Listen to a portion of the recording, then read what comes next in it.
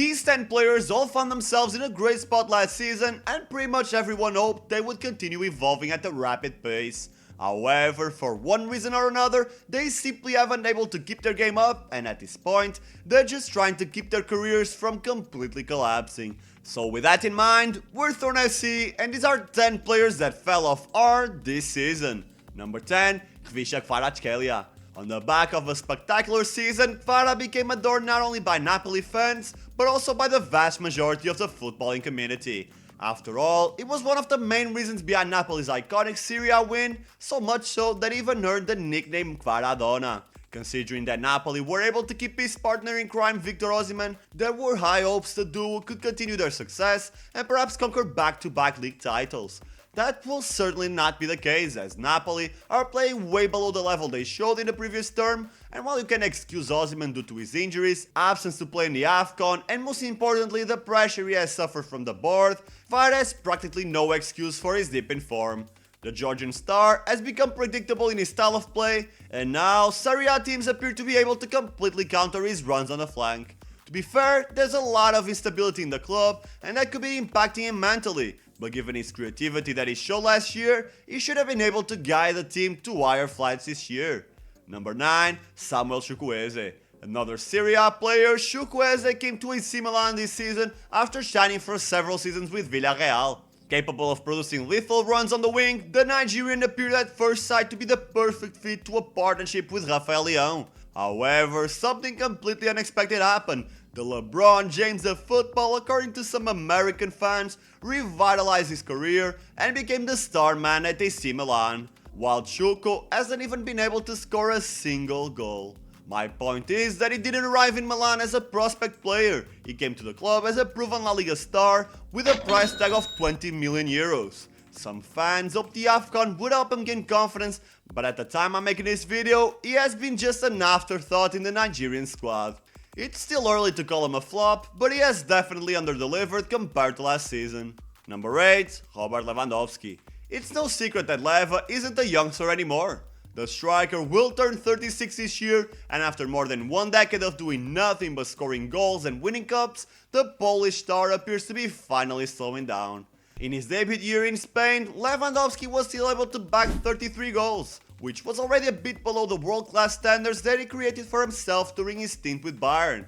Nonetheless, his contributions were still vital for Barcelona's La Liga conquest. This season though, the story is completely different. Leva has only scored a total of 9 goals across the Champions League and La Liga, and that lack of firepower has been extremely detrimental to Barca's aspiration this year. It really feels like age has finally caught up with the Polish goal-scoring machine. Number 7, Gonzalo Ramos. At this point, you'd be forgiven for forgetting about his Portuguese striker, but let me remind you of how incredible his 22-23 season truly was. For starters, he had the difficult task of replacing Darwin Núñez in Benfica, but accomplished that mission in a brilliant manner, scoring 27 goals for the Águias. Then he became the first man to bench Ronaldo in the national team, and when he did so, he bagged a f***ing hat-trick in the World Cup.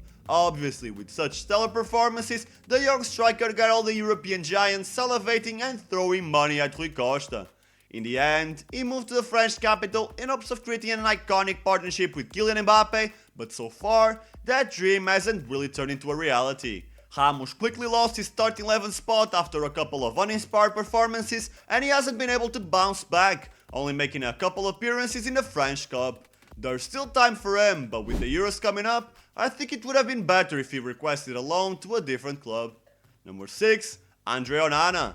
I've lost count the amount of times that I've said that Onana isn't a world-class keeper, but I'll continue to do so, because there are still people out there who think Man United's problems are caused by their defense, and not due to the Cameroonian poor positioning and shot-stopping ability. Either way, you gotta give credit where credit is due, and last season it did show a completely different version of himself, or at least was able to mask his flaws more efficiently. In what comes to his true ability, that argument of who's to blame, the defenders or the keeper, will always come up. However, be rational and pose the same question in what comes to his successful year with Inter. Were the defenders the true unsung heroes, or was Onana really world class? No matter what you think, one thing is pretty clear. If the Red Devils goalie hadn't committed so many mistakes in their European nights, they would have probably qualified to the knockouts. Instead, they couldn't even make it to the Europa League. Onana would be a perfect replacement for Neuer in Bayern, where his great footwork would actually be useful and his flaws wouldn't be so exposed. Number 5. Miguel Almiron. Almiron was always one of those cases of players who promised a lot when they were young, but when given a chance in a bigger stage, always failed to be consistent enough to materialize their potential. But the 22-23 season saw a drastic change in Almiron's performances, as he became an influential player in Newcastle's iconic top 4 finish. It took 3.5 years for Almiron to reach his peak, but just when the Magpies needed him the most, he went back to his old inconsistent self. This season, he has only bagged 5 goals and 2 assists in almost the same number of matches played in total last season, sometimes going completely missing in important matches. To the surprise of absolutely no one, Newcastle has already tried to sell him, but due to their lack of depth and their potential buyers not wanting to pay the £30 million fee, he'll continue in the club for the foreseeable future. Number 4. Alejandro Balde.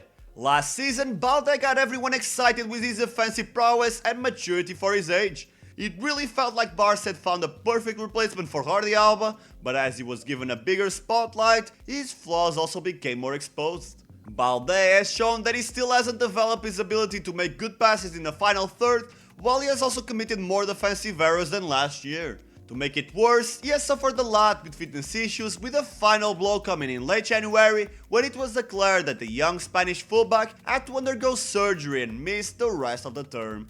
Truly a season to forget for Balde. Now let's hope he can come back stronger and improve his offensive game.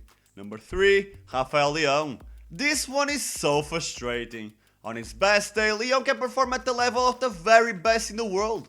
He has incredible ball control and creativity, which helped AC Milan go back to being a top club in Europe. In fact, on the pitch, there was no player more important than him to Milan's league title victory in 2022. He continued to be an important piece last year, both for his club and national team, but this year, he looks like a shadow of himself. His fluctuating form is more apparent than ever, and his contributions are barely noticeable. From a total of 28 contributions to 11, it's pretty clear Leon has massively dropped the ball this year. I have faith that he can bounce back though. He's still a tremendous baller, and he could have an outstanding Euro 24, but he needs to keep his head in the game. Number 2. Moises Caicedo. I know playing for current day Chelsea isn't as easy as partnering up with Frank Lampard back in the day, but come on. 133 million euros, and he has done very little to improve Chelsea. To be fair, he isn't the worst of the bunch, but there's no doubt in my mind that he's one of, if not the biggest downgrade in form that the Premier League has seen this season. He was an anchor in Brighton's midfield who also contributed a lot in the club's creative process, while this season he looks like just another bang average player from a mid-table team. In my eyes, the talent is there, but he made a terrible choice from a sporting point of view by rejecting Liverpool, where he could have developed much more. As we're currently standing, it almost feels like that long and lucrative contract killed his hunger. Number 1. Bukayo Saka. This one is by far the saddest and most unfair entry in this video, but hear me out. Saka is falling victim to a common phenomenon in modern day football: managers running their players to the ground. That's the downside of being Arsenal's star boy. He's so good, so above their level that they're barely sub him off. I mean, the guy has one of the highest average of minutes played for his position at 88, and as a consequence of his fatigue and the opponents nullifying him in almost every match, his numbers in the league have dropped quite a lot. For the stat people, I can tell you that from a total of 25 goal contributions in the Prem last year, he has dropped to 14, and while the season hasn't ended yet, if you watch the matches, you can clearly tell he hasn't been the same. He has the potential to be one of the best in the world, but at this rate, he might burn himself out before he even comes close to that level.